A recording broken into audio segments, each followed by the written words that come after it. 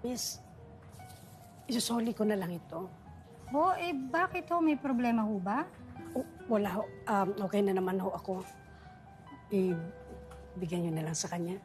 Ate, hindi ka okay. Kailangan mo ng gamot. Oo, mas kailangan mo yan. Kailangan mong gamitin niya. Hindi, wag ninyo akong alalahanin. Okay na ako. Tila mas kailangan ng apo niya ang gamot. Pakibigay niyo na lang sa kanya. Ito po yung pera po. Magkano yung pera niyo? 1, 2, tama-tama ma'am, 300 yan eh. Sige na, ibigay So, na. eksakto na. Ibigay na, ibigay na. O, ayan. Nay, oh. Sige na ho na. Salamat po. Salamat ng marami sa iyo, Ale. O sige, kailangan na po niyan. Maraming salamat sa inyo. Diyos na ang bahalang gumanti sa kabutihan ninyo. Alis na po ako. Salamat po. Sige na po. Ate, paano to? Hindi niyo na po bibilin. Wala na akong pera eh.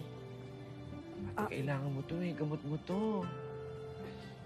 Ate, bakit mo ba ginagawa to? Awa ang tawag doon. Saka, huwag ninyo akong alalahanin. May awa ang Diyos. Teka, ate. Eh. Sa'yo na yan, ha? Gamitin mo. Huwag ka na mag-alala. Hindi naman siguro malulugi yung drugstore ko para dyan lang. Sabi mo nga, may awa ang Diyos, di ba?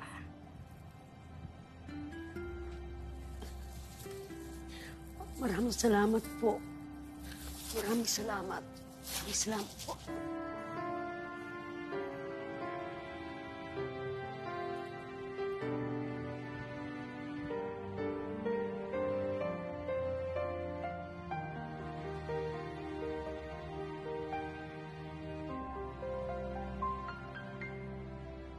Sa tuwing tila di na makakayanan, pagsubok na aking pinagdadaanan, ang tanging pag-asang pinag